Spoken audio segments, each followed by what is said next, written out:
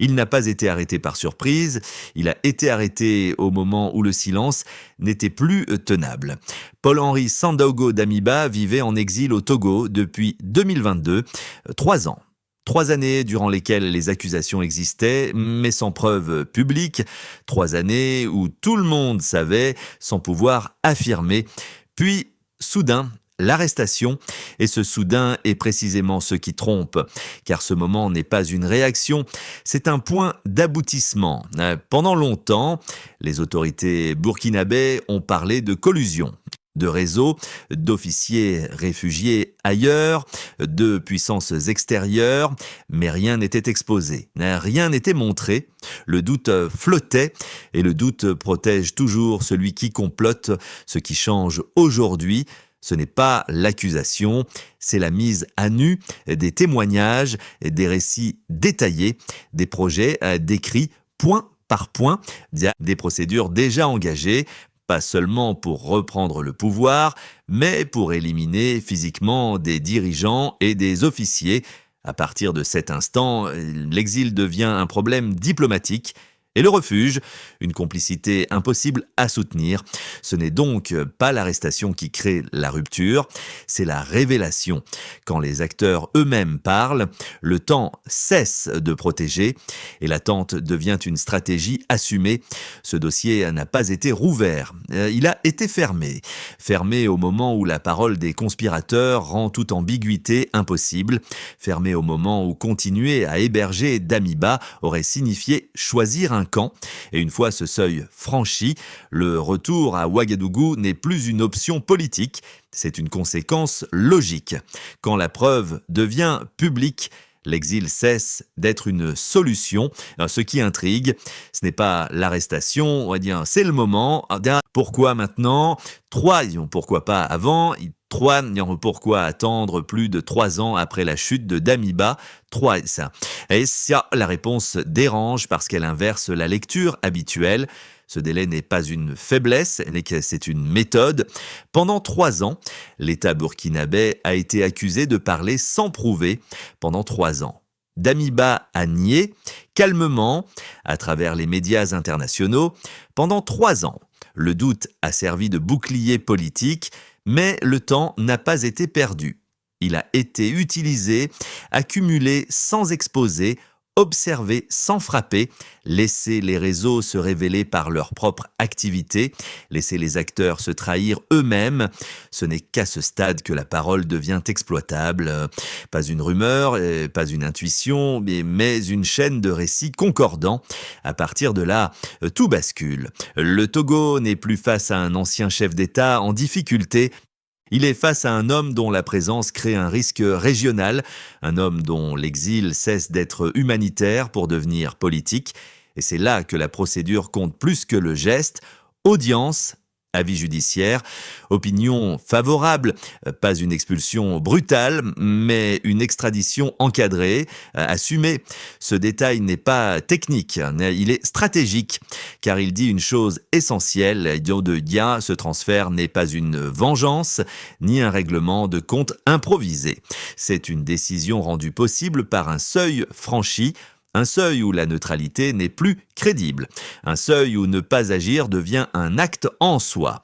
À partir de ce moment, le récit change. Damiba n'est plus un symbole du passé. Il devient un nœud actif dans une dynamique de déstabilisation. Et lorsqu'un individu devient un nœud, le système n'attend plus. Ce n'est pas l'urgence qui déclenche l'action, c'est la certitude. Quand la certitude s'installe, le calendrier cesse d'être une question, il devient une conséquence. Le cœur de cette affaire n'est pas Damiba, il ne l'a jamais été. Le véritable point de friction, c'est ce qui se passe depuis sa chute, depuis l'arrivée d'Ibrahim Traoré. Une dynamique s'est enclenchée. Pas un discours, pas une promesse, une transformation observable, l'armée en première ligne, un État qui se recompose sous pression, une société qui se restructure pendant la guerre, un pays qui, au lieu de s'effondrer, résiste. Et c'est précisément là que la logique bascule, quand un pouvoir ne se contente pas de survivre, mais commence à produire des effets.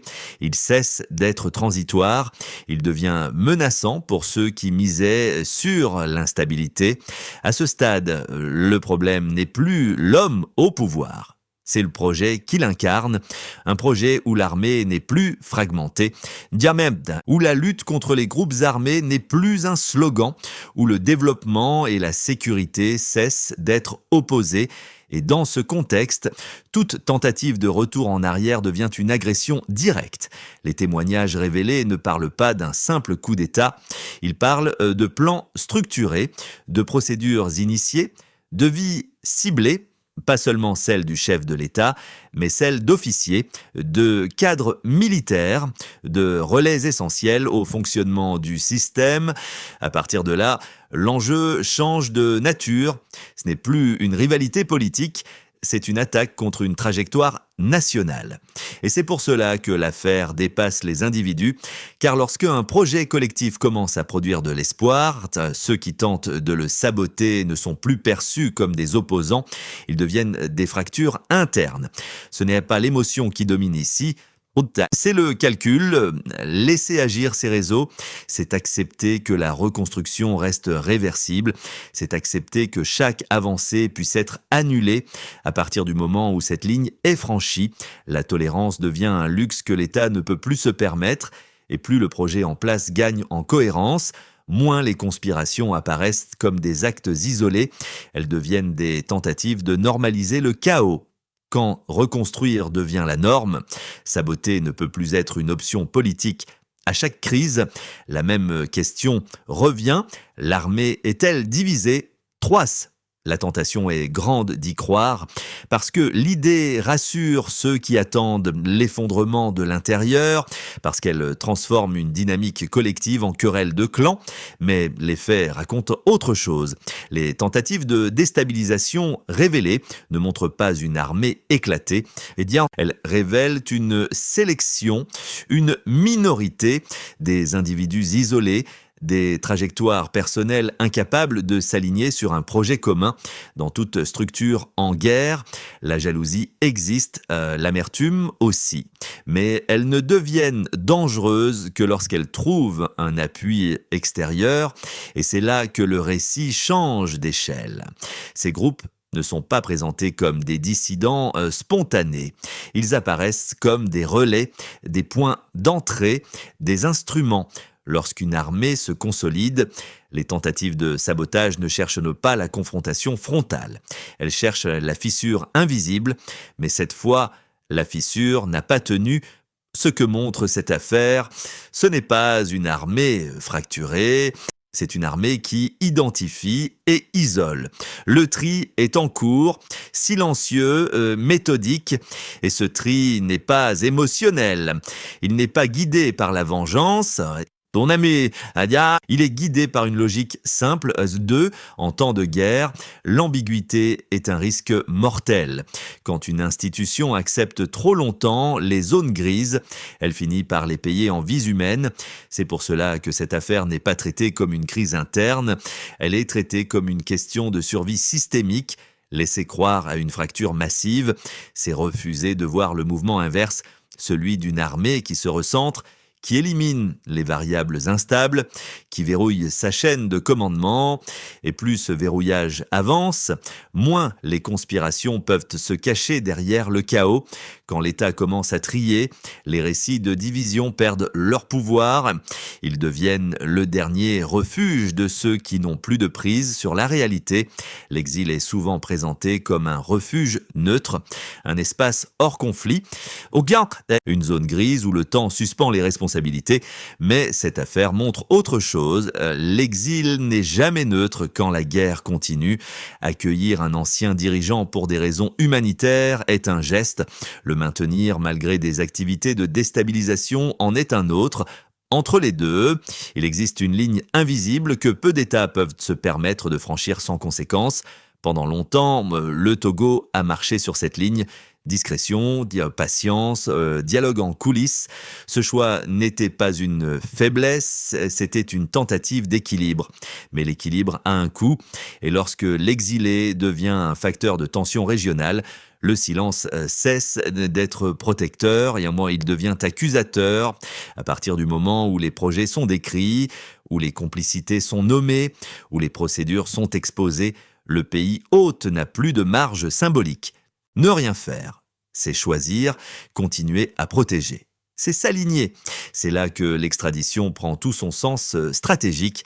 Elle ne vise pas seulement un individu, elle envoie un message aux exilés politiques de tiens, l'asile n'est pas une licence d'action, aux États voisins de la neutralité a des limites lorsque la sécurité collective est en jeu. À l'opinion publique, de les arrangements silencieux ne sont plus tolérables. Cette décision ne règle pas tout, elle ne met pas fin aux tentatives de déstabilisation, mais elle change la norme. Quand un ancien chef d'État est renvoyé pour répondre de ses actes, le statut ne protège plus, le passé ne sanctuarise plus, et cette normalisation est dangereuse pour certains, parce qu'elle ferme des portes longtemps ouvertes, parce qu'elle transforme l'exil en responsabilité différée. À partir de maintenant, le refuge n'efface plus les actes, il les reporte, et une fois que ce principe est accepté, le silence n'est plus une stratégie viable. Il devient un risque juridique, politique, diplomatique. C'est là que la véritable pression commence. Le retour à Ouagadougou n'est pas la fin du récit. C'est le point où le récit ne peut plus être contrôlé. Un procès s'annonce. Et un procès n'est pas une punition automatique. C'est une épreuve de vérité pour l'accusé. D'abord, parce que nier ne suffit plus. Parce que le temps de la parole médiatique est terminé. S'il n'a rien à se reprocher, le cadre judiciaire lui offre l'espace qu'il réclamait. Celui où les faits comptent plus que les intentions déclarées. Mais le procès n'éprouve pas qu'un homme, il teste l'État, sa capacité à juger sans céder à la colère, à protéger sans dissimuler, à sanctionner sans basculer dans l'arbitraire. Dans ce contexte, la rigueur devient stratégique. Un procès perçu comme injuste fragilise le récit. Un procès perçu comme transparent le verrouille. C'est pour cela que cette séquence est surveillée bien au-delà des frontières. Parce qu'elle dira si la lutte contre la déstabilisation peut rester compatible avec le droit. Et surtout, elle dira autre chose.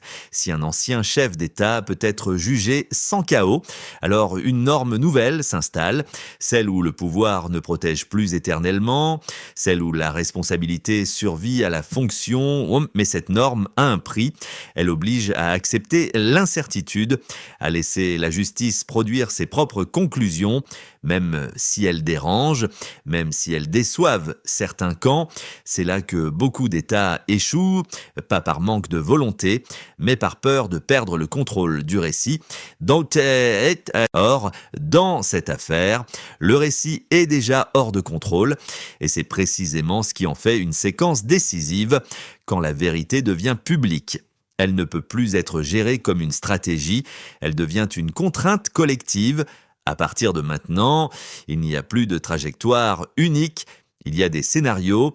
Premier scénario, les accusations sont confirmées, les réseaux sont établis, les responsabilités sont démontrées. Dans ce cas, une ligne est franchie, la déstabilisation cesse d'être une zone floue, elle devient un crime assumé, documenté, sanctionné. Ce scénario renforce l'État, mais il durcit l'environnement parce qu'il expose ceux qui, jusque-là, agissaient à distance. Deuxième scénario, 2. Les preuves s'effondrent, les témoignages ne tiennent pas, les faits ne convergent pas. Alors le coup est immédiat. La crédibilité du récit officiel est atteinte.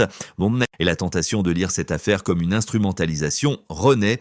Ce scénario affaiblit la parole publique et il offre un espace de récupération politique dangereux, Troisième scénario, de Snikessia, le procès s'enlise, ni confirmation claire, ni acquittement net. C'est le scénario le plus toxique, parce qu'il prolonge l'ambiguïté, parce qu'il entretient les soupçons, et ça parce qu'il use la confiance sans produire de rupture.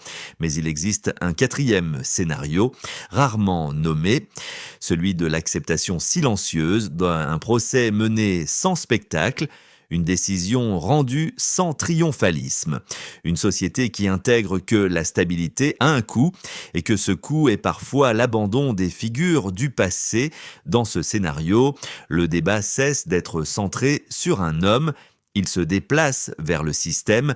Et c'est là que la bascule devient durable, car lorsqu'un pays cesse de vivre dans la revanche, il commence à vivre dans la projection. Chaque option a un prix, mais une chose est déjà acquise, le temps où l'on pouvait comploter depuis l'exil, nier depuis l'étranger et peser sans répondre.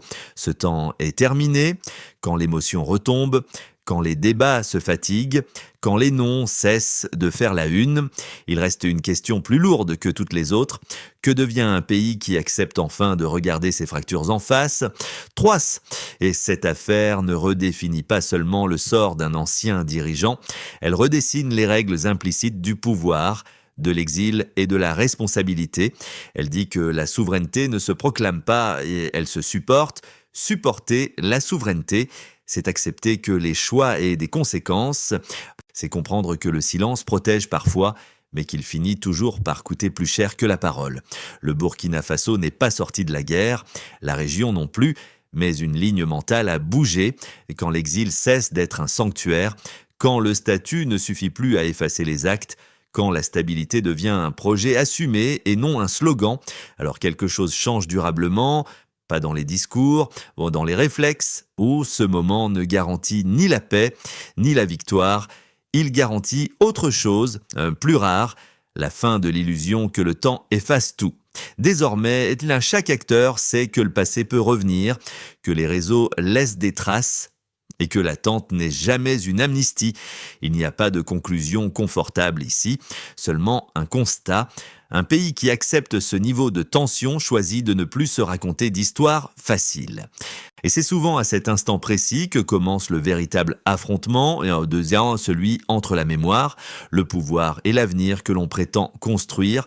À vous, maintenant, ce type de séquence vous paraît-il stabiliser ou fragiliser un État en reconstruction? Troas. Le prix payé aujourd'hui vous semble-t-il inférieur à celui du silence prolongé? 3S, ce sont ces questions, et non les verdicts rapides, qui décideront de ce qui vient après. Autant